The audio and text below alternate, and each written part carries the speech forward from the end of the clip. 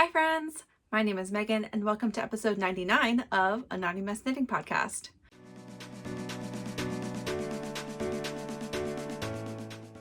99! We're so close to 100. Okay, I got one really great suggestion for the 100th episode. If there's anything else anybody wants to know, let me know. The suggestion was from a comment I got over the weekend. I think that was maybe 100 things. Which is a lot of things. So I might have a different kind of podcast episode next week. Who knows? But it would be like things in tens, like 10 favorite knits, 10, whatever. Maybe 10 most worn things, like just some stats, maybe some other information. It'll also be the first episode of the quarter. I will probably hold stats for 1 week after that. It depends on what I end up covering. I don't know. We'll see. I'm going to see if I get any inspiration this weekend. Okay, so let's go through fun things to talk about first. We'll talk about what I'm wearing. I have one finished object. I have one new cast on, which will be at the end of the WIPs. I have WIPs to talk about. I've got books to talk about. I have no acquisitions. I have a fun thing to talk about though that I did last weekend and something coming up and a spin update. So yeah, just all the normal things. So let's talk through first what I'm wearing. Okay, so this is my Moonset tee. This is patterned by Haley Smedley, who is Ozetta. I made size 2X, which is a 50-inch bust. The recommended ease on this is 4 inches. So she kind of has the sizes weird on Ravelry, but basically like you find you closest to your bust size and then the pattern is 4 inches bigger. So this is a 2X for bust size of 46.5 inches, which is close to what my bust size is. And then, so the final measurements were supposed to be around 50 inches. I will tell you a couple of things about it because I did take measurements when I did this last year. So after blocking, my chest circumference was 52, so slightly off gauge here. Not surprising. I don't think I really did a gauge swatch for this one. And then body length from underarm to hem was 10.5 inches.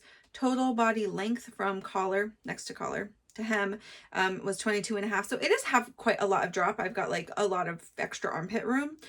So overall, that's like a relatively okay like length for me. I do have notes about this though.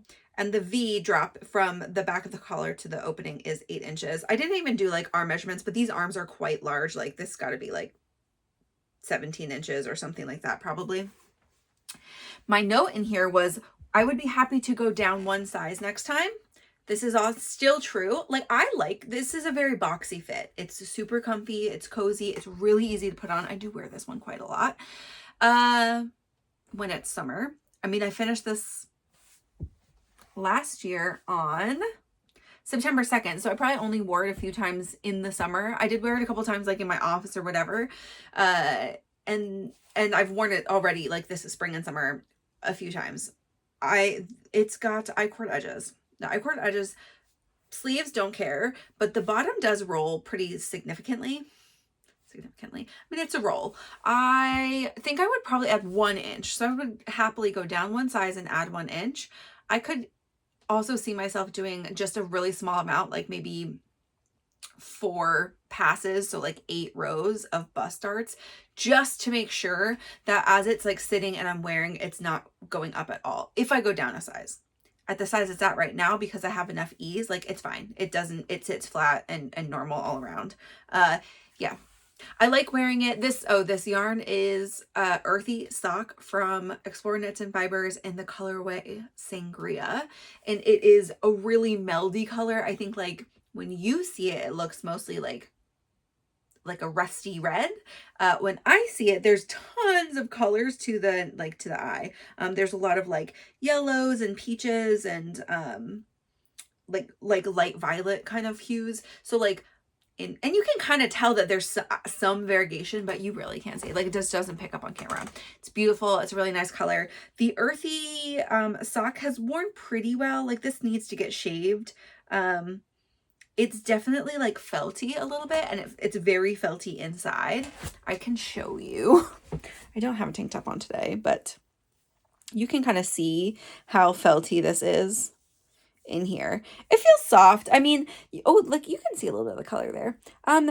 like, yeah, there's some patches here, like, where it does just need to be shaved. But overall, I don't think, like, the pilling is really crazy or anything I wouldn't expect for this yarn.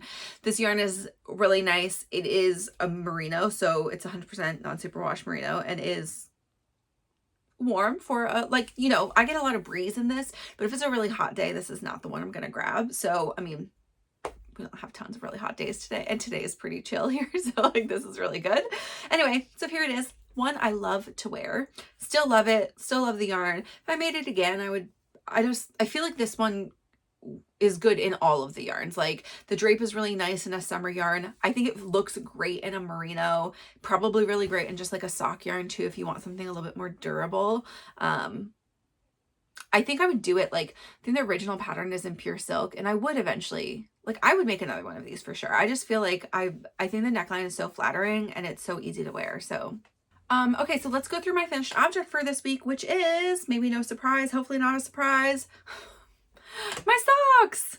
My June socks are done. I'm very excited about them. Again, they don't look super impressive here, and I'm not gonna like stick my foot up to the camera. So in a minute, once I get a little bit closer, I will put a picture up of my foot in them. So just give me a sec so you can see what they look like here.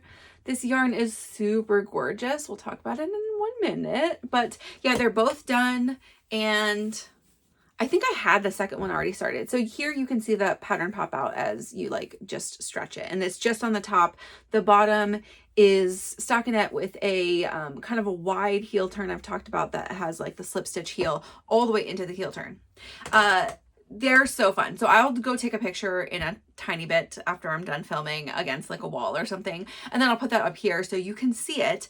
One thing I think, my only note about these is I find the toe, this is a sport weight pattern, and I just feel like the toe is like not practical for feet and is very pointy. And so like when I wear them, I can like kind of just push it to the side a little so it goes closer to over my big toe. But like, I think that's not my preference. My preference would have been to do, because you do like a compound decrease, like you do a regular decrease and then knit, decrease, knit, and then you do several just decrease rows.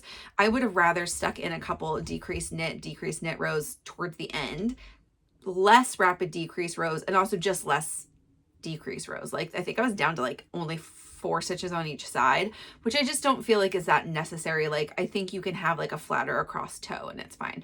Might have been for optics, like the way that she wanted it to look, which is fine. I mean, right, but like you can, it would have been an easy thing to change. It's like sometimes I don't know until it's really done, and then I'm not going to rip it back usually if it's fine. It's just not my preference. If I did these again, which I thought this was a pretty enjoyable pattern, I would make that choice probably. This is my second sport weight sock ever. So this one, and then I did the Oxbow. Actually, I did the Oxbow in fingering, but that's a sport weight pattern I own. And I like the weight of this. Like, this is really nice. So this yarn is called Riffle sock. There is no colorway. This was a special, I think probably, you know, small production. I'm not really sure how all of their yarns work, but this is from San Juan Woolworks. They're local to me here. I think they're based out of like Mount Vernon, so they're pretty close, just like north of Seattle a bit. And I got this at Sacred Sheep this year, and when she was at Sacred Sheep, she like, this says 100% island grown wool on the cuff, which I don't have in here anymore. It has like the whole story. So this was like a flock of sheep that she had that are like, I think it was like a Rommeldale or something cross. And she used some of that with some other, so it's a blend of wools. That's why it just says 100% island grown wool. 60 grams, 200 yards. There were 2 of them. I have quite a lot left.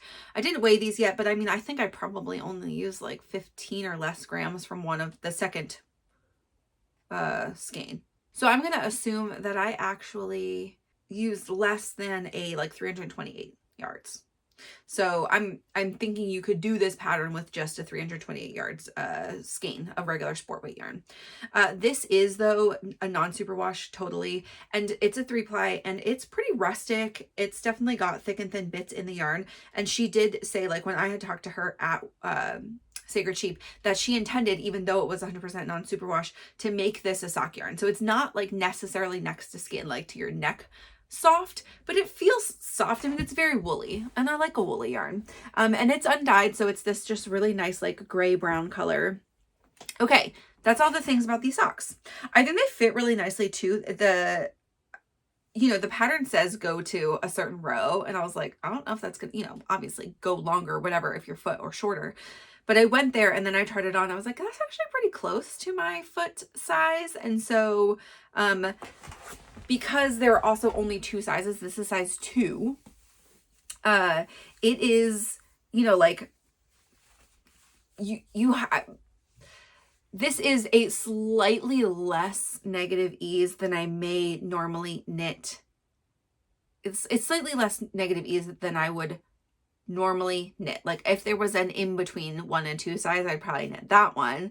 And then I would maybe make it a tiny bit longer, but I think you sort of get the trade of like, well, this is a little bit less tight on my foot, so I can have the full length. Anyway, it fits nicely. You'll see in the pictures. It's very cute. So yeah, this was size 2, and I did go down a needle size, and that also helped, I think. So I went down to a 2.5 millimeter needles. This was for 2.75, which I think maybe is fine for sport, but because this has some thick and thin, I just wanted it to be like a good, like close enough texture. And also my sock knitting tends to be not as tight as some sock knitters, and so I usually go down a needle size lately, which is fine. So here's all the things about my June socks. Very happy. Oh, sorry, I didn't tell you the pattern.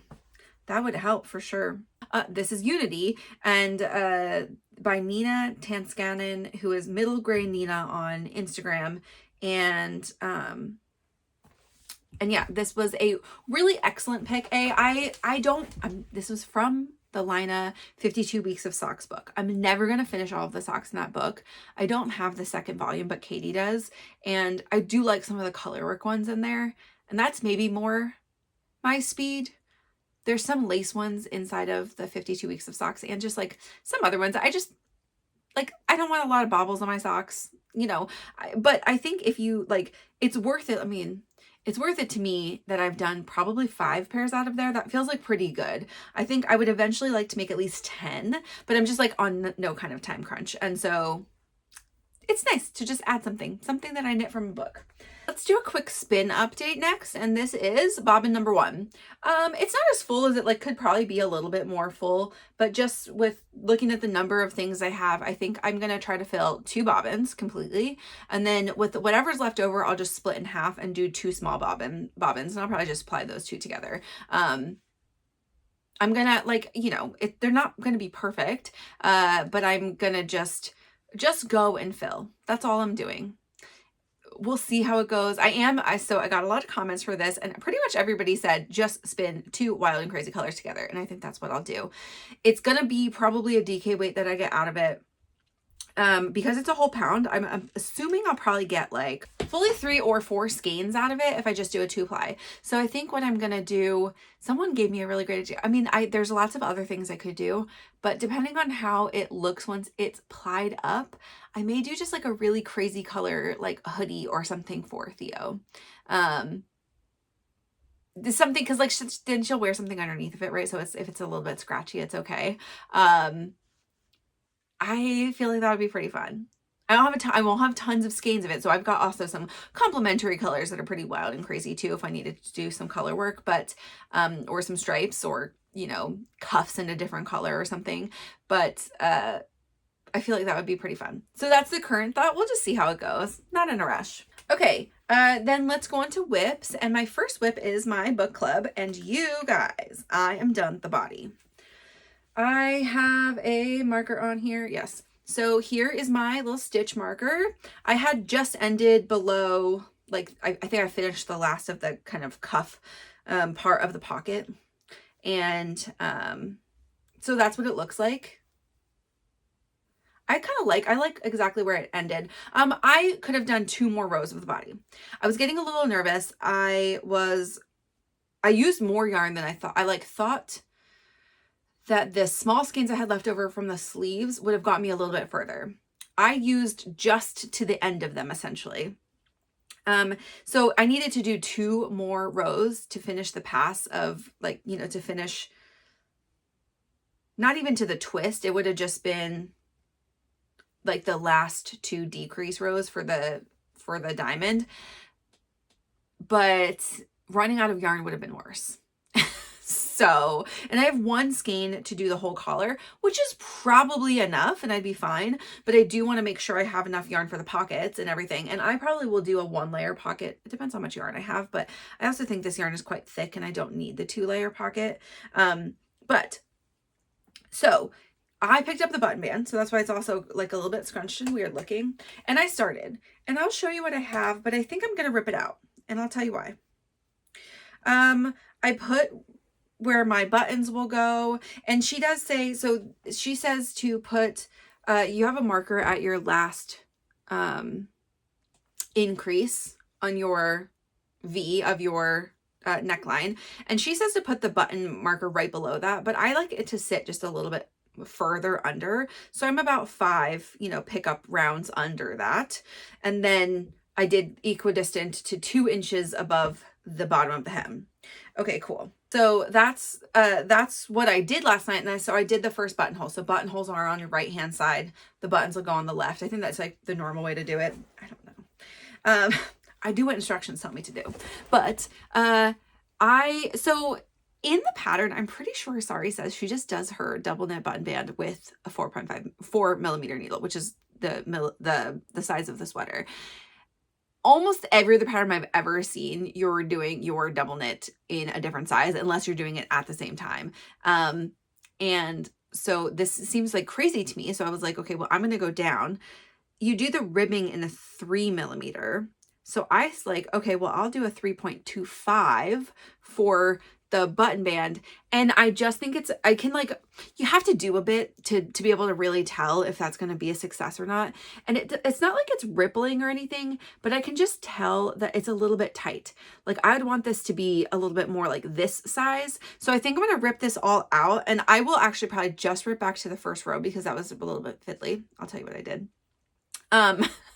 And so I'll just rip out to those like first 2 setup rows, and then I'll do a 3.5 millimeter and re-knit and see how I feel about it. I really just have to get to the first buttonhole and then be fine. I'm doing a no cut buttonhole. So you do like a yarn over instead. So let's talk through a couple of these things.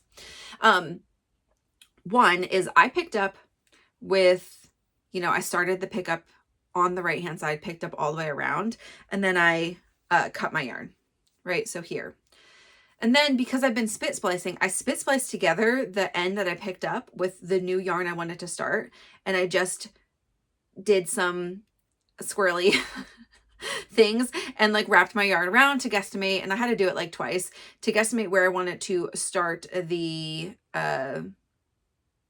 like the cast on for this row. And I did a tubular cast on because tubular knitting is the same as doing a double knit.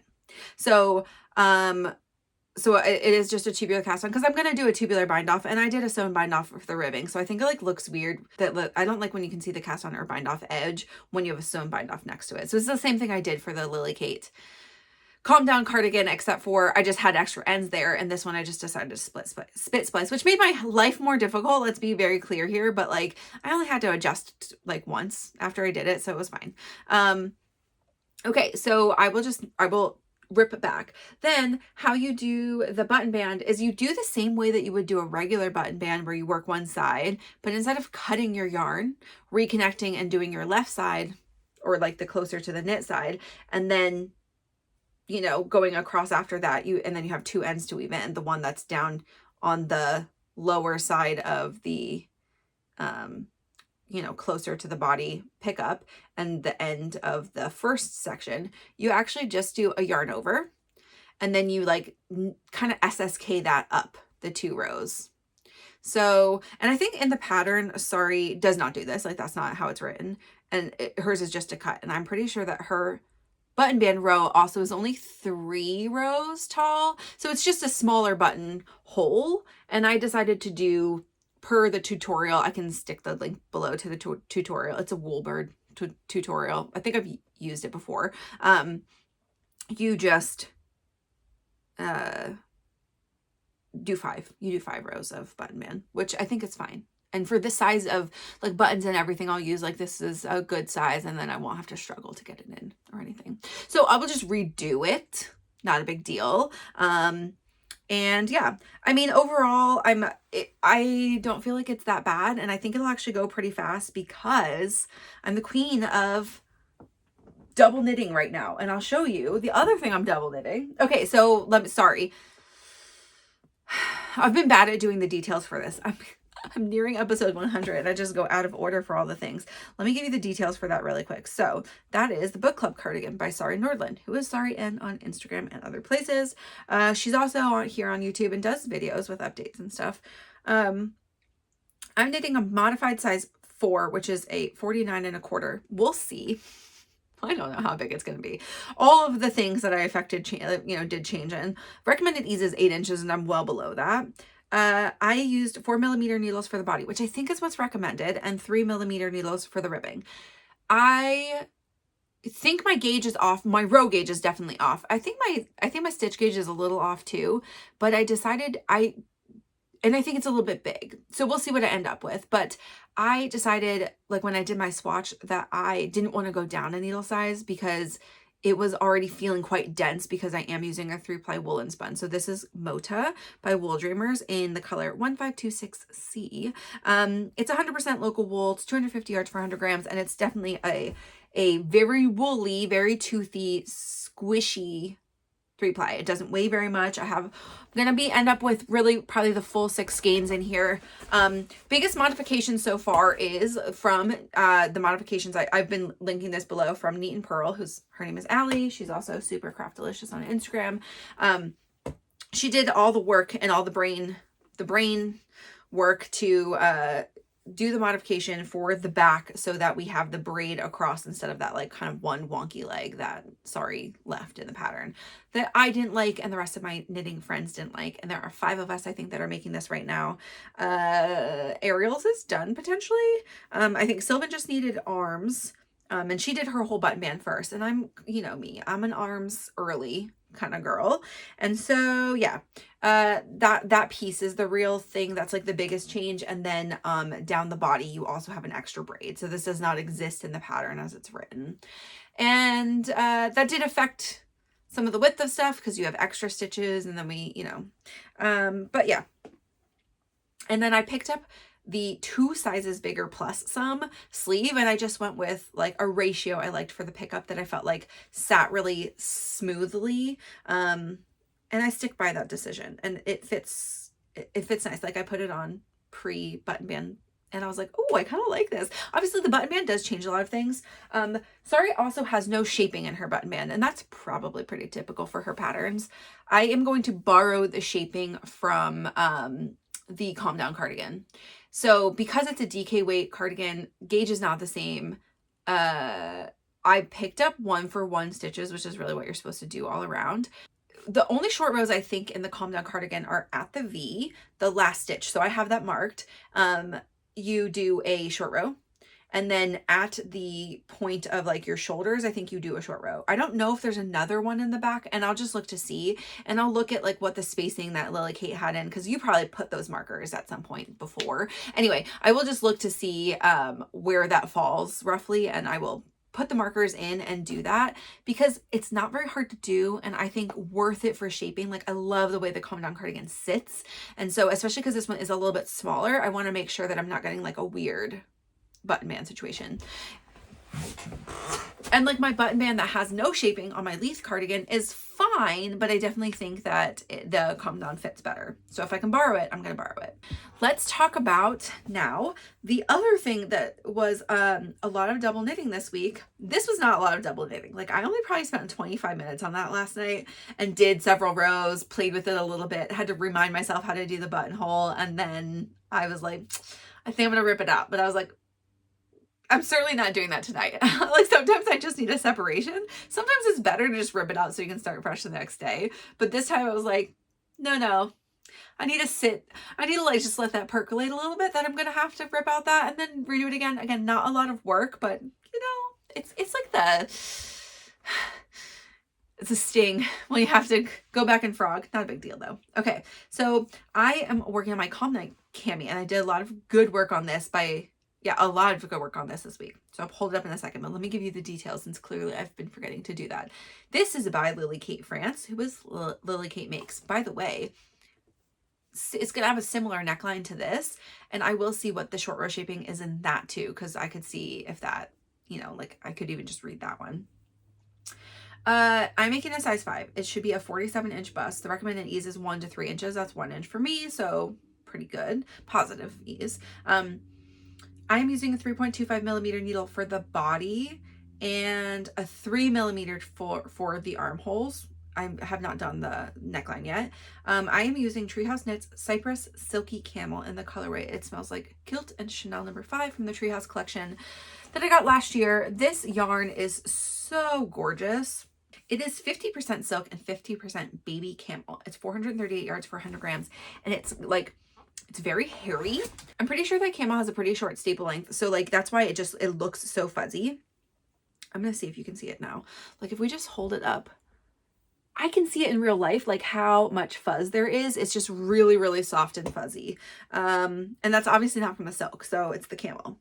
Last week I had finished a ball of yarn, and that was like a big victory, and I had all this body done. So you can see I didn't add any body rows, but I did pick up and knit both armholes, which is significant. This one does not finish because I wanted to show you guys the difference. So I finished this one yesterday, and then I had not like sewn this one up, and so I did not sew it up, so we can talk about it. So the way that this one works, and this just reminded me also that these short rows are not hard to do in double knitting. So that's why I was like, yeah, let me do it I'll like the way that it fits better in the actual cardigan. So you go in, and I thought this was like my smoothest pickup ever for anything in an armhole. You pick up across all your cast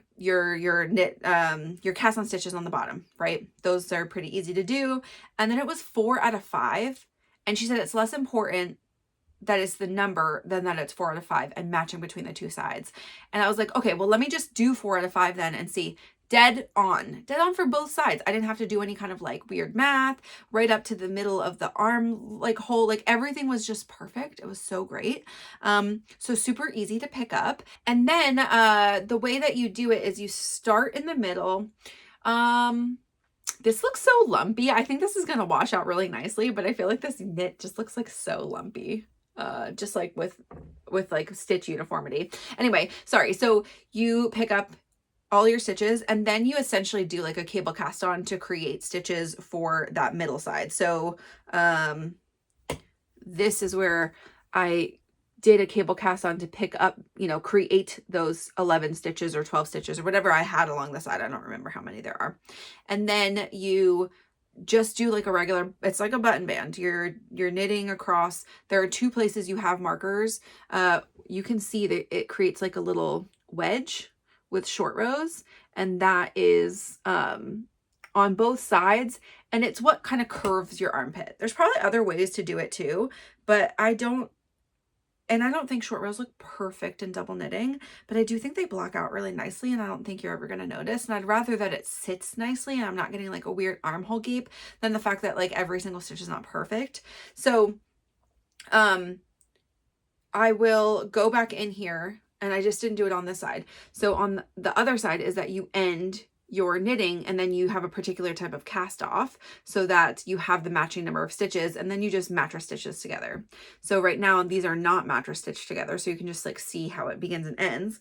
And on this side, I did that last night, and it looks super clean.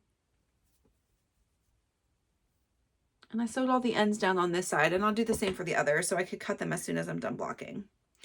And I'm loving it. I did not do the neckline. Like, yeah, each side was like 100+ stitches. That's a lot of stitches for, I mean, it's, for me to do 2 armholes is the same amount as doing an entire button band or less.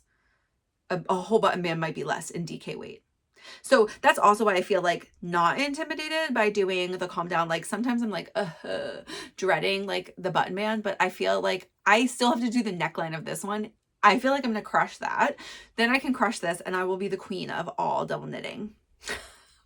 That is my self-appointed title now. So this one, I will create something very similar to this, but in double knitting. And this is not, this is like ribbed. And this one's knit at the same time, right? So, but it's really clean looking, like that edge. Whew.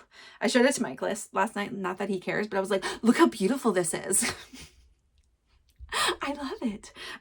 So yeah, shaping is really good. I think it'll just, yeah, clean this up really nicely. And then I'm going to do that though, before I go back to knitting the body, because again, I want to just probably knit till I'm mostly done the yarn, because I think I'm going to need a little extra length than what's in pattern. And I may be playing yarn chicken. So I don't know if I'll get the extra length, but I'm going to just use everything I've got. I think that this is possibly like a ribbed edge. I don't think I'll have enough yarn to do a folded hem, but I feel like the most matching thing would be a folded hem. So I'll see as I go, and maybe that is like a possibility, just depending on how I'll weigh as I go. If we're like pretty close and I could do 1 more inch and do a folded hem, I might do that, because I think that would like maybe look the cleanest. But I don't mind having like not completely matching, especially if all the top part is matching and then the bottom is not. I don't like, this is, you know, this does not match these two, right? That's 1 out of 3 is different. Or I mean, I guess there's 4 edges, right? So 1, 2, 3, 4. And if 1 out of 4 is different, I don't think you typically notice that much. Okay. That is that. The next thing to talk about is my Amoretta Blouse. Okay, so this is a pattern by Isabella Clarke, who is 100 Acre Wool. I'm making a size 5, which is 44 inches. It is supposed to have 0 to 0 ease or -2 inches of ease. Sorry, this is like, words are hard today. I'm using 3.75 millimeter needles for the body, and I am using ZZ Textiles Silk Sock in the color Nordlease. This is in her sweater quantity library, and this was ordered from the sweater quantity library because it was me plus all of the friends from Pacific Knit West are knitting our green yarn. And at the same time now, because everybody is, no one casts on really early, even though we did get this yarn like a little earlier this year. So here is my progress. Okay, you guys, I'm like 3/4 of 1 row away from splitting for sleeves, but I just ran out of time, and that's life for you. If I had split for sleeves and done 1 row, it really honestly wouldn't look very different. So here we are. I am really enjoying it. It's been a okay knit. It did feel like a really long time till I joined. Do I have I have my stitch markers on the back. So I think I had not joined in the round yet, because my front is only connected by like 13 rows, and this is definitely more than 13 rows. So I did not have a ton left to do. I had like a couple more increases, and the increases are compound increases. So it's like compound shaping, and it's a contiguous design. So for anyone who missed this part of it, this was a really interesting construction. So you do like 2 little, what I called like mountains, but you do like 2 little arches for the shoulders. And then and at the same time, you might already have the contiguous like shoulder panel there. But anyway, you're creating these little tiny like peaks, and then you join them across the back, and you start knitting all the way across, and then you're also doing increases along this essential like shoulder, saddle shoulder, that you create at the same time that you're knitting the rest of it. So you don't have to like make a saddle and then knit onto either side of it. You just do increases on either side of a small strip that you don't increase in. And then you do massive increases inside of the sleeve section, like from that shoulder panel, you do all your increases there. So that's where, you know, just sits directly on the top of your shoulder. It's a really nice fit. It creates like a set-in sleeve at the same time that you're really knitting the rest of it, and like partial set-in sleeve, like the cap part of it. And I just think that these tend to fit really nicely. So like some saddle shoulders are drops, and this is just like a, you know, not a drop shoulder construction saddle shoulder. And I really, yeah, I've done it a couple of times. This one was done differently than any of the other ones I had done. I mean, minorly, like the concept is the same. It was just like the join, the short rows were done differently. And I liked it. I thought it was really nice. It's got not a, I don't think that this V is going to be super deep, but it's a deeper V. Maybe slightly deeper than this one. But I don't have the neckline done. So until you have the neckline done or whatever I decide to do for the neckline, I won't know the final real look of it. I do think I'm going to do the crocheted edging for this. So I'm 3/4 of a row from splitting for sleeves. I do need to split for sleeves for this, like this weekend, like today, because this is going to be my travel project for the weekend. And I'll tell you what I'm doing for the weekend later in a little bit, but, I need to have knitting that I can take with me and that I don't have to think about. And so as soon as I get to the body of this, I think that will be the perfect place for that. So yeah, Nordlease, beautiful, really loving it. So once I get some body done, and we actually look at this next week, then it'll look more like a shirt. Right now, it's a lot of stitches on a small needle and just looks like blobby. All the things we knit take a lot of faith. You're just like, that doesn't look like anything or not something I want to wear right now until nearly the end. And then you're like, oh, so cute. This is life. Okay, the next thing I'd like to talk about is my only test knit on the needles right now, which is for Claire Jackson, who is perfectly knotted. It is the Compass Crew DK. She already has the Compass Crew, which is a worsted weight sweater. And so this is the DK version. There are definitely some people that I think are doing this with a fluff and a fingering, which will be, that would be a really nice and cozy thing. I am doing mine with just DK weight yarn from Witchfire Fibers in her Classic DK, which is 100% superwash merino. It's 231 yards for 100 grams. It's a super plump, super soft yarn. And the colorway is called Take It Off. And as you know, I am reading Throne of Glass, this is the Throne of Glass inspired color from her Mask Made Me Cry collection that she came up with last summer. And I was just waiting to knit this yarn till I was ready to read the last book of Throne of Glass, which is what I'm doing right now, which is called Kingdom of Ash. And I am maybe a little over halfway through now.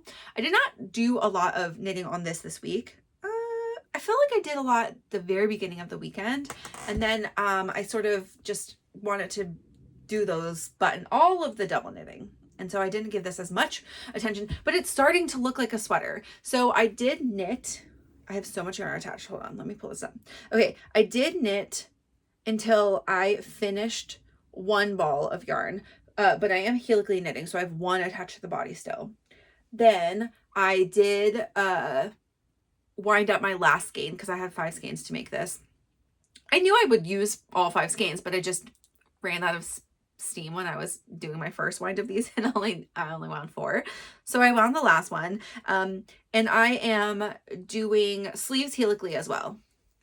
I think that will keep the color most consistent. Also, the skeins are really close, and there's like a lot of like you can see it's like this subtle variegation. Like I'm not gonna have a color blocking really, you know, that wouldn't happen. Like no pooling would really happen, but I could get like a slightly dark patch, you know. It's like it probably wouldn't be that obvious, but I figured I would just do the helical for the sleeves, and I think it's working out great so far. So I am on sleeve 1, and I've done 2 decreases. Like I've done 3 decreases. I've not done a lot of this. I've got 17 decreases to go to in total. And yeah, Claire always spells everything out in the pattern super well. So I'm just knitting this to pattern exactly. I will decide if I want to put down the neckband later. What I'll likely do, because I don't want to go too crazy with a bunch of yarns connected or yarns connected for a long time from many balls of yarn, is that I will probably, because I only have 3 skeins left, the 3 that are connected to the sweater. So what I will likely do is I will knit until I think cuffs will be ready. Then I will pull from the inside of the 2 balls and start the other sleeve and do, I mean, maybe even just this amount, like not a lot of knitting. And then try it on with myself connected to five strands of yarn. But if I think that that is good at that point, then I will just finish the cuff, which I think like measurement wise, it should be fine. But you know, just to check, I will finish the cuff and then just knit this whole sleeve. So I won't have a little bit of a baby sleeve done before I finish the first sleeve, which is fine. That's my plan. The one thing I did do this week though, is I did add to the body, you know, a decent amount, but I have a good amount. Like when I try this on, it'll be a good amount. I did do short row shaping on this because this is going to be like a 0 ease sweater on me. I decided that I did want to do a small amount of short row shaping. So I did some math, and this is the same short row article, bust dart short rows article that Claire had sent to us for the staple tank.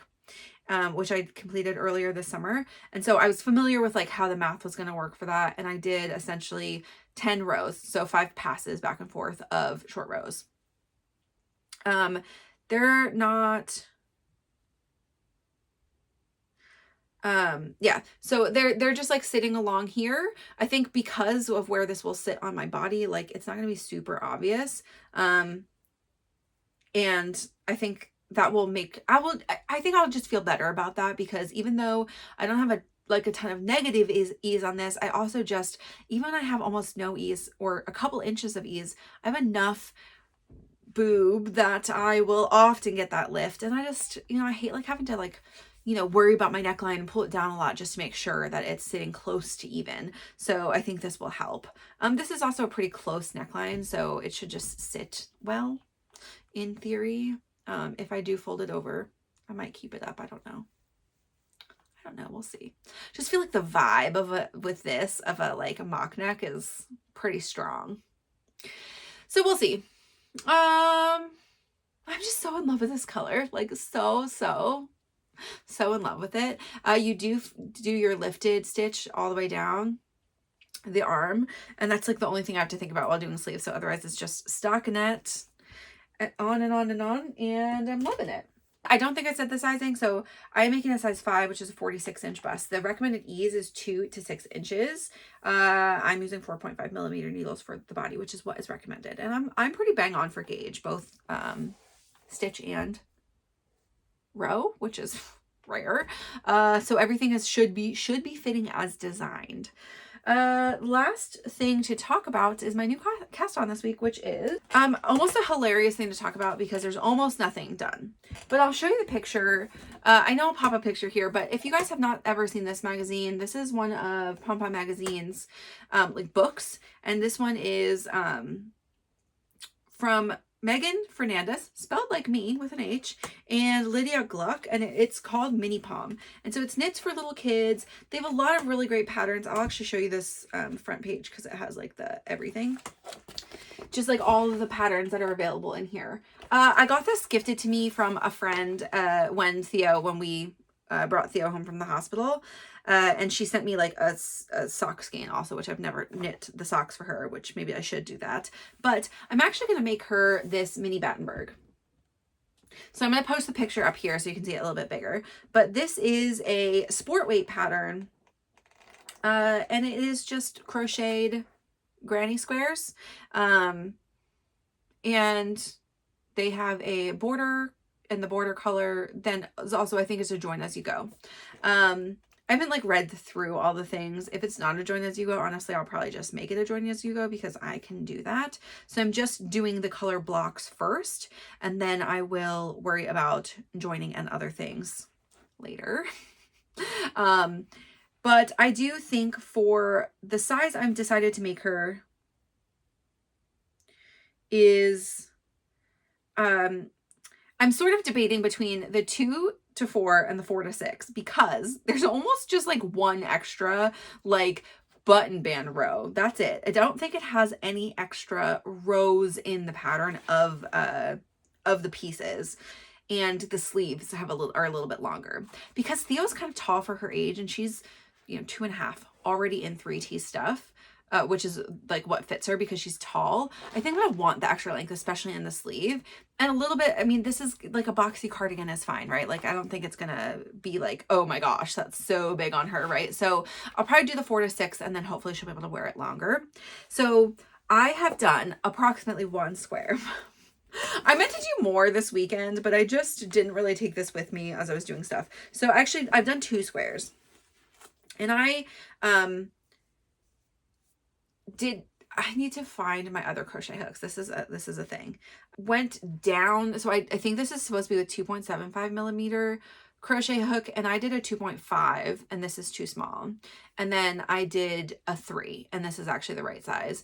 And so I am going to do the rest of them with a 3 millimeter, I think. Let me just, as I'm a whole week out of it, I will probably do, you know, another one and just make sure. And these, I didn't even cut these yet, just to make sure this is the right size though. This is like measurement wise the right size. That's more important for this because you're really stuck with the measurements that you get because of like the way you do the joins, and it's like you'd have to be severely off to take out a whole row, etc. If you were a little bit off, right, it'll just be a little bit wider, a tiny bit tighter, but I don't want it to be tighter. So definitely this was too small. So I just have to rip this one out and redo it. So I have 1 square, 1 cutie square, but I will show you the colors so we know the plan. I got this yarn a while back, and I was like gonna maybe do a Whidbey with this or something else, but I feel like this is good. So I got these colors, I don't even know why, I think from an estate sale. No, this was from the D-Stash Discord. So I got these 4 colors plus a gray, and these are all the same yarn. And these are all Debbie Bliss Cashmerino in the tonals, which tonals being there's a slight variation. They're not a solid color. That's not a good one. I think the dark blue is the easiest one to see, but they all look like this, where there is just like some lighter bits, some darker bits, you know, what you would think of more as like a hand dye tonal. So I have these 4 colors. I think 6 is what the pattern calls for, but I only have this many of these, but I also have this totally single tone color, orange, and I have 2 different oranges, but I thought this orange was the one that looked best with these fun colors. I have enough sport of some like white that I might throw a white in here too, but it is a 2-ply, not this kind of, I don't even know if this is a 4-ply or it's just like a super twisty ply. This is 55% merino, 33% microfiber, which would be like a nylon, I think, and then 12% cashmere or acrylic. I don't know, microfiber, whatever. It is gonna be, yeah, it's a super wash. So acrylic, 33% acrylic. It is, yeah, gonna be, that's funny, these are the same yarns and half the labels look different than the other half, but say the same things. It is a 125 meters for 50 grams, so 250 for 100 is probably like 280, 274, I don't know, something like that. So like yards. So this is really more of a DK weight, like a lighter DK than it is a sport. But if you get gauge, you get gauge, right? So I'm not gonna be like, yeah, use whatever you want. And I wanted this, like I knew this was going to be for something for her.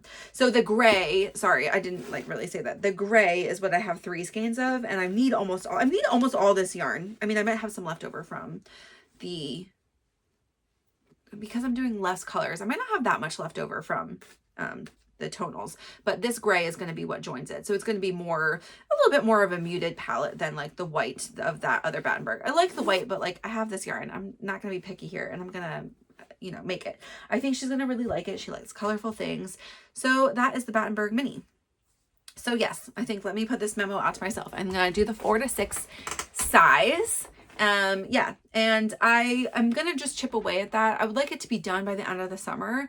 I think it'll be a good travel thing, because I could always like I will eventually do math on how many I need of each color, because I think this size also has some half squares and some triangles. So, but I'm going to just do the bulk of like the square first. And then just figure out like per my 5 contrast colors, what is even-ish in numbers, for all of the color shapes, the shapes. So that is a thing for Theo. This is on my Make 9 gift knits for her this year, so I figured I'd start one of them. I might cast on for her something else shortly, a knit, because I do want to make her a ripple crop top, and I'm sort of itching to do its worsted weight, so that'll be nice to just get it done. But I am also going to cast on, so I still have not picked which Toru knit I am going to knit next. There are 7 weeks left in the till flock, so 7 weeks left of the cal, and I do think I want to do it. I will make the announcement now and then put this also on like Instagram and other places. But we have decided on a second, like a cast mid cal call, and so we'll do this on my Discord again, and it will be on July 8th at 4:30 p.m.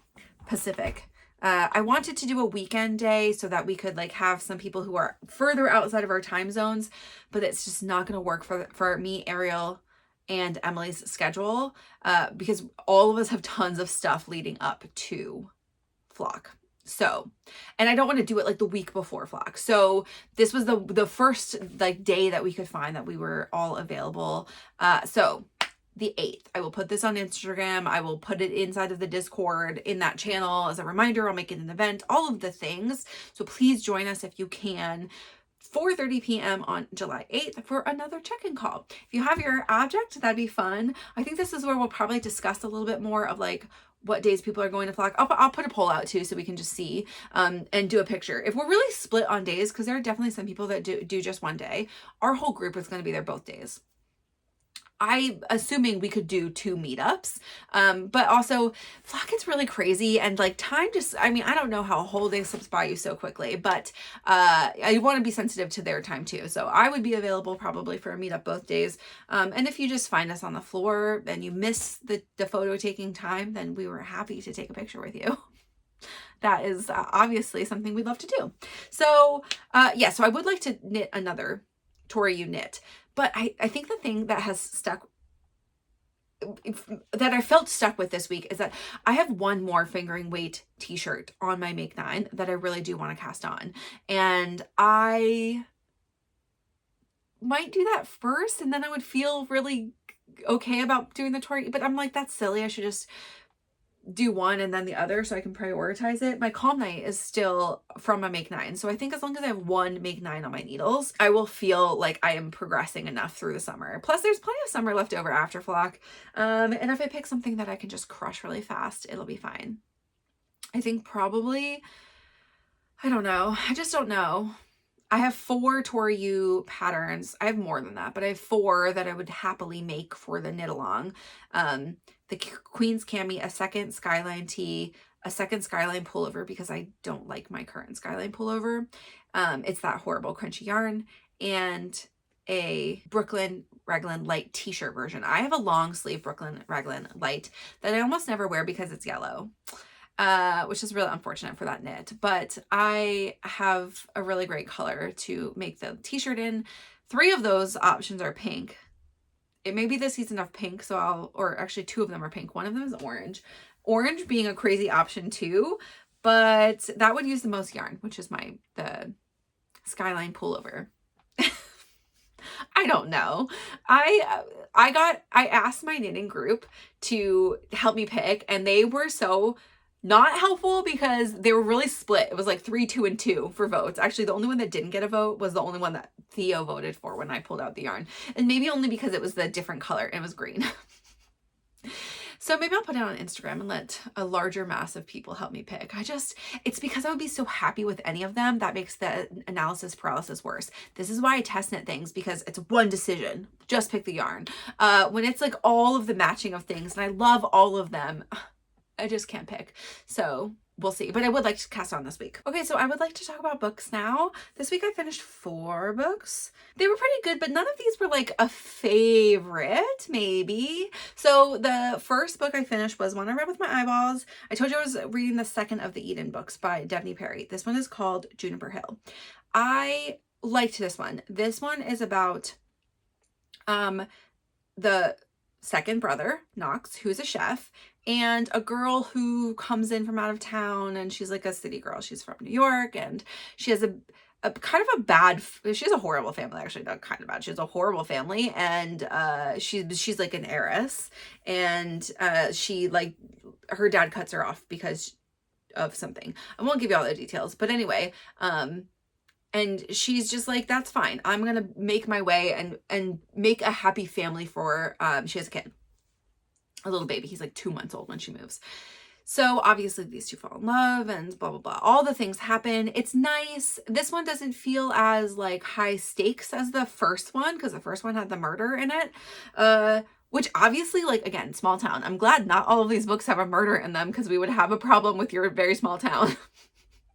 Who wants to live there? No. So this one is just like bad situation, learning to love. Okay. I'll just skip to the last book I read, but this was the third of the series. So the third one is called Garnet Flats. This is interesting. So the first one is called Indigo Ridge because and all of the colors and stuff and whatever. But Indigo Ridge is the name of the place where they found the girl that's dead. Juniper Hill is the place where Knox lives. That's a big feature of this book. Garnet Flats is actually so weird because this one is about Talia, who is, she must be third. Like this must be in order, but Talia is a twin. So it's her and Lyra. So her book will be next. But anyway, Garnet Flats is Talia's favorite place on the ranch. And it features like tiny bit in the beginning, there's like one thought about it in the middle, and then the end there's something, but like it's not a big thing in it, but it is their tie to like the land. So this one is about a pro UFC fighter who comes to live in the small town, and then you learn that he and Talia have history, and there's a whole backstory that I'm not going to get into that comes to light, and then can he win her back? I sort of hated the backstory in that I felt like I wasn't totally convinced that both of these people would have made this decision. The other thing I'm not convinced about is really just the person it was 2 people that really did Talia wrong. The second person, not the UFC fighter, I just feel like the whole thing is sketch in all of her decision making. So I just like didn't like her as a character, and I don't think you're supposed to, but like I extra didn't, and I don't feel sympathetic because I didn't understand a lot of the things. So there's that. I thought that one was pretty good. These are all pretty good, like definitely like solid contemporary romance, you know, this kind of thing. But Talia is a doctor, and I do feel like her struggles being a doctor in a small town where she grew up is really interesting as a perspective. Probably pretty true, but also like it feels like if she's got her big girl pants on, like she says that she wants to be respected as the doctor of the town, that like she just needs to start telling people off like a little bit, like in a nice way, because obviously you don't want to burn the bridges, but be like, when all your patients call you Talia, say it's Dr. Eden when I'm at work. Like, do you know what I mean? I don't know. If some people are not fussy about this, but she's internally fussy about this, but then chooses not to say anything. And I feel like, girl, you got to assert that authority. Anyway, the third book I read was called Oathbound. And that is Legendborn book 3. So it's the Legendborn cycle. So there's definitely gonna be more books in this because this one ends on another like cliffhanger. Honestly, I felt like this book was a little bit of filler. Yes, it's a book where she learns to use her powers or harness powers and other things. Yes, it moves some of the plot forward in that we know the bad people are learning more bad things.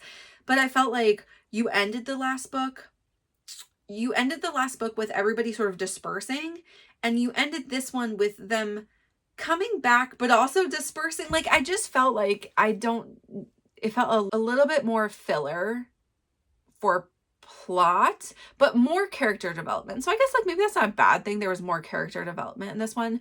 These books move pretty fast. I will say, I don't think I love the, sorry, did I say also this is by Tracy Deonn? I don't think I love the narrator. And I think that makes it a little bit of a struggle for me to read these books. I do read them fast still. There's a lot going on in them always, but I think like there's something about the narrator. She just, I mean, this is a little bit the book too. They're constantly in peril, and just the way she reads the peril is like a little bit annoying to me. So I struggled a little bit. Like it took me days to read this one, like over a week. It's a pretty long book. It was 25, almost exactly 25 hours. So it's a long book, but the last book I read, I sped through because I like sort of left it a little bit late from the library, but this is called The Blacktongue Thief. This is the first book. There are more. I think I will read more of them because I found this world to be fascinating. This is a fantasy series by Christopher Buehlman, and Christopher Buehlman is a great voice actor and does the audiobook for this, and fantastic. He does not do the second book, but he did this one, and this whole thing is wild. This book is wild. I will say, I think a little bit of it was not my favorite type of book because, like I said before, in a lot of fantasy and romantasy things, you get dropped in with a character that for some reason is sheltered or other things or doesn't know things, and so they're explaining to you as you go. This one, the narrator is like the main character. His name is Kinch Nishanik, and Kinch is like just a person that knows things, and there's new things he discovers because like everybody, there's secrets from everybody, but there's so much of this that just like rapid fire comes at you for the world, and there's a lot of things that are like told to you with a lot of snark, and like he's not a totally reliable narrator, and it was good, it was fun, but it is something that maybe took a little bit like when I was reading it, I was like, oh my gosh, there's so much. And I needed to read this one slower. So the second book, I think I'll like slow down the cadence a little bit to like understand. It's also just because like everything in the world is different. There's, it's like a place that was ravaged by Goblin War. So there's a lot of history with that. There's now giants in the picture. And so you're like, what is happening there? This guy is part of like called the Takers Guild, which like is teaching thieves and assassins. But there's also like a magic guild. And they're like tied together, and there's just like a lot of intrigue and political machinations happening from these guilds and all of the different countries. He also visits like 4 countries in this book, whereas like a lot of times I think in romantasy too, they like drop you a place, you learn that, they slowly open this up so you can understand what's going on. This is like, nope, we're just gonna throw you right in. So I think if you don't like as fast paced or quick moving kind of world building, this would not be for you. But if you like that and enjoy it, it was fun. It was a really fun book. The main character is like super snarky, so that's it's fun. The read is fun. They're also in non-credible situations a lot, and like it's pretty good. There's a surprise at the I did not see coming. I don't know if you were supposed to see it coming with one of the characters that you're just like, what? But there are like some characters that have powers, and like Kinch has some powers, but not really. And like, yeah, it's really interesting, but they are basically, he's sent on a mission to do something that he doesn't entirely know what. He just like told by the guild to do something, to go to a place, be there by this time. And this other people that there are other characters he meets up with that they decided to travel together, and they get waylaid many times along the way, but the character has a mission to like a political mission that she is trying to find someone. And so that all like once you figure out what's going on, you're like, oh, ooh. And then yeah, there's more. So it was fun, a really fun book.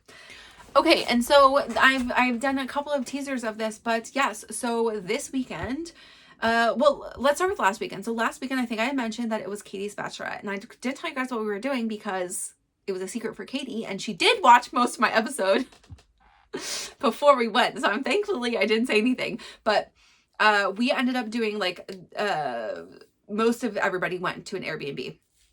for the weekend. I did not join that because I had Theo for a lot of the weekend, but my mom did take her for a couple of times so I could go. So we did some Taiwanese yummy treats and desserts on Friday, and then we went to dinner, and that was really fun. I joined for that. They all went to the Airbnb and did some stuff, and they had a spa day. That sounds really, it would have been really nice, but I joined up with them on Sunday, and after they checked out of the Airbnb and did brunch, I met up with them at a appointment only, it's by appointment only, Alpaca farm in Duvall, Washington, which is not super far, like less than an hour from where I live, but just less than an hour from where I live. And it is called Enchanted Farms. It was a really excellent, if you're in the area and you could take family there. I think like tours, you have to sign up for a time. It's not open drop in.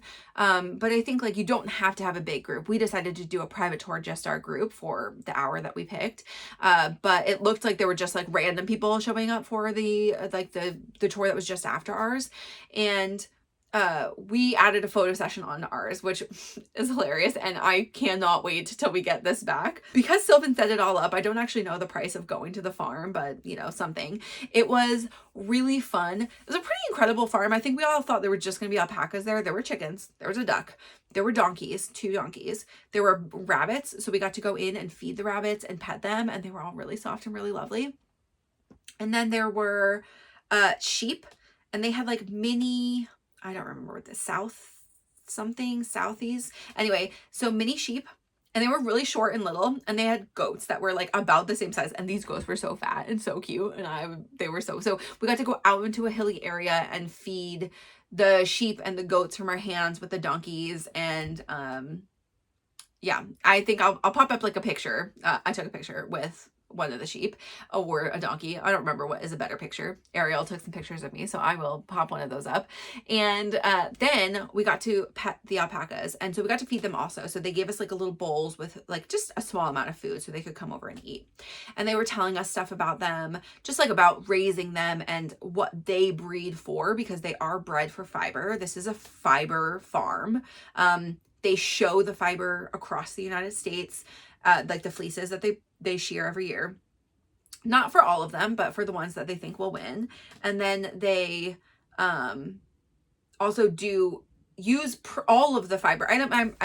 They sell some of the yarn, but they also make blankets and rugs and some stuffed animals and some other things that you can buy in their shop. And the shop is incredible. They had these stuffed animals, which I did not buy for Theo, but like there was a alpaca that was just so fluffy, and it was probably the softest thing I've ever felt. It was so soft. There was like bunnies and stuff all made out of like the really, really soft alpaca. We got to touch a fleece also. The alpacas though, when we were feeding them, they're just like, and they did say that the guy said, he was like, let's remember these are domesticated animals. This animal could not survive in the wild. Apparently they like have to get their nails clipped. They have to get their teeth taken care of. They only have bottom teeth, not top teeth, which is like very silly. They're like, they also will just keep growing their hair, so they have to be sheared. You know, like it's just, you have to take care of them. So it's like, these are animals. They are pets, you know, like they're wild-ish, but they are pets. And they're just like set, like when you come up to them, they're not very tall, you know, they're like people height.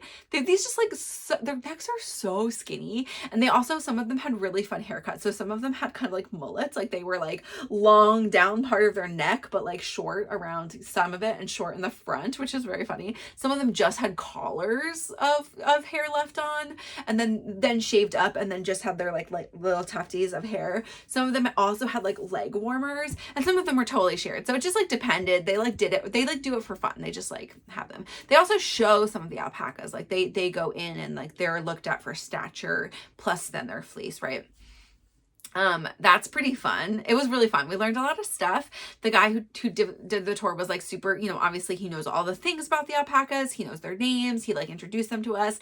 And that was really fun. And we did take pictures with one of the alpacas. I won't have any of those pictures back, so I don't, you know, I won't put any of them up here, but like eventually, maybe I will show one of them because they were pretty funny, but, we'll see how they show up. But, so they also laid, I'll put a picture up here of one of the fleeces. They laid the fleece out on the table, and we got to like get our hands in there and feel them. They actually showed us, like a yearling. Yeah, it was like a 7-month-old. his fleece, and then one of their prize winners, and like the crimp on it, like it was crazy, the difference between the two. Yeah, and it was just like, it was really fun to see. It was fun to touch and learn some new stuff. And so, I didn't buy any like alpaca fiber while I was there. I was like just not in the buying mode, but like it would be a cool thing to go back if we ever go back to get some stuff from them. And I don't know if you can just pop in outside of tour time to at least like buy stuff, but they might have an online store too. I don't know. But they were really, really nice. It was a really, really great experience to go out there and like, you know, it was a full hour plus some where we got to like hang out and see all the stuff. Okay, so this weekend, Katie's getting married. So really excited, but that is the thing that I need to have a good to-go project, which will probably be my Nordlease, my Amoretta, because once I'm split for sleeves, I've just got acres and acres of body. So I can do that while hanging out with friends. This is a bring your yarn wedding, because Katie's mom is apparently excited for us to have our knitting at the wedding. We do have like a Friday night kind of just like for people to get together at a brewery. And then, so I will bring knitting for that. I will bring knitting for the wedding.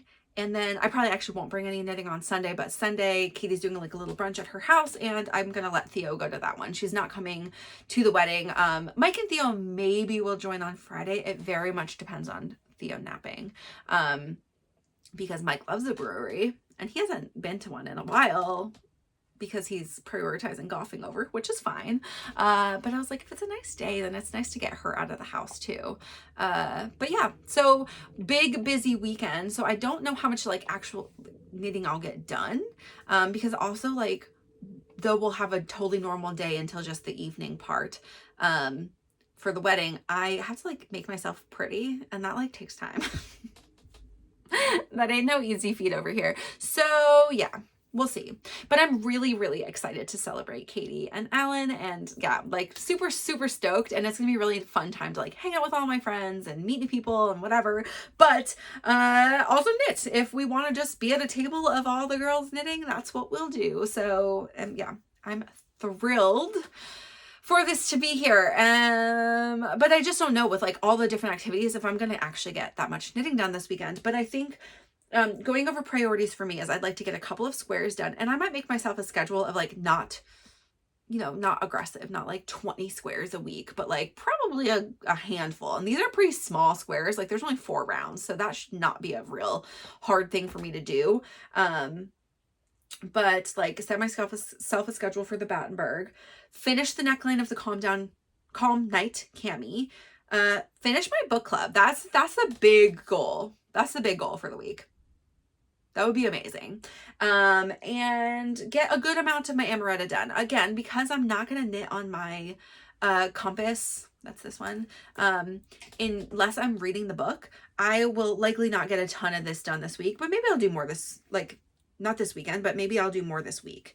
Like, which also means I can't knit on this one while I'm editing, even though this is like a pretty good stockinette one to do. I'd love for the sleeves to be done. That would feel like a pretty good progress. So doing all the things. For sure gonna cast on my next Tori U. I say that, and then I'm like gonna have a busy weekend. It's gonna be Tuesday. I'm gonna be like, do I want to cast it on? But I think I will.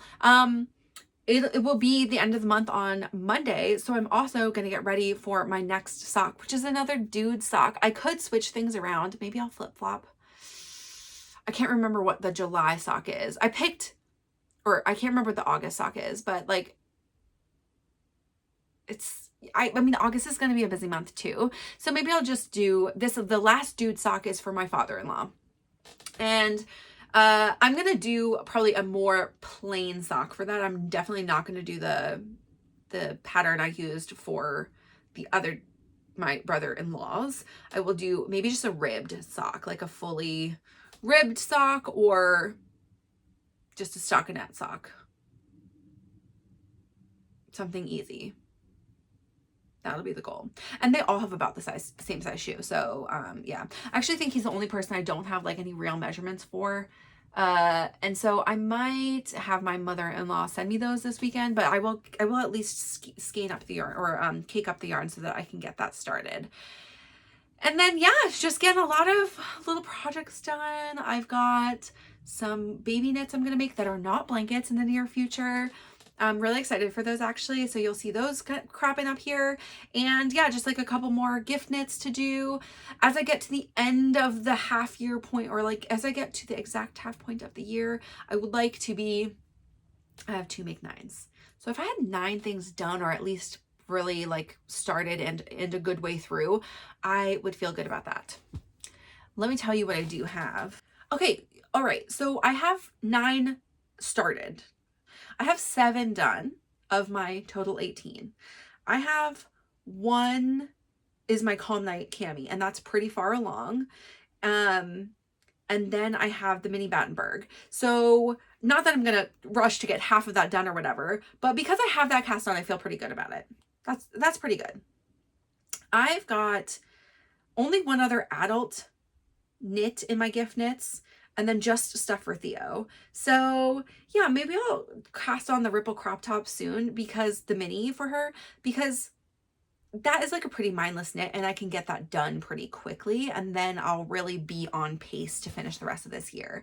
I'd like to obviously finish them before December. I don't want to like, or you know, finish in December, but I don't want to be rushing to get things done.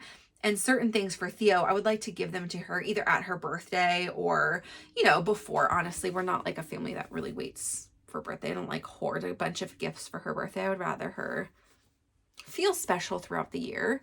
But yeah. So I don't know. Maybe I'll think of something else to cast on, something for Theo that would go pretty quickly. But like one of the things on the make 9 for her is a stuffed animal, and so I don't think that will take super long. Actually, 2 of them are, but one of them is a knit stuffed animal, which I don't think will take very long. So yes, I will continue progressing through those things, and we'll do a stats, you know, like all of the goals catch up. But I'm pretty good. We're pretty on pace. Now left on my make 9 is 2 cardigans, and one of them is an all over cable cardigan. So we know how quickly that one went. So that's maybe going to be one I need to cast on this summer. Otherwise I'm going to be in big trouble. So yeah, you know, ambitions. If I got most of them done, I'd feel pretty good about that this year, especially if I got like all of the gift knits done and most of the ones for me. That feels like a pretty good thing. So yeah. Anyway, I have an exciting weekend coming up. I hope you guys have some really fun plans for the weekend. Can you please let me know again if you have any ideas for my episode 100, which is next week. I'm really excited. I could do something totally off regular updates. But I would love to do something, even if it's just a small featurette inside of the episode, things you might want to know. I will do stats eventually for the quarter, so I might just wait for one episode later for that. And I would always love to know what you're making. So let me know below, like what you've been working on while you have been watching this week. And if you have any episode 100 thoughts, feelings, questions, ideas, I don't know. This is not on you guys. You don't have to give me anything. But if there is just something that you're like, oh, I'd be curious about this, or like this would be a fun thing to do, let me know. I am excited for 100. I feel like that's going to be pretty crazy. So next week, episode 100 coming at you. I hope you all have a really nice weekend, night, evening, day, whenever you're watching this. And I will talk to you next time.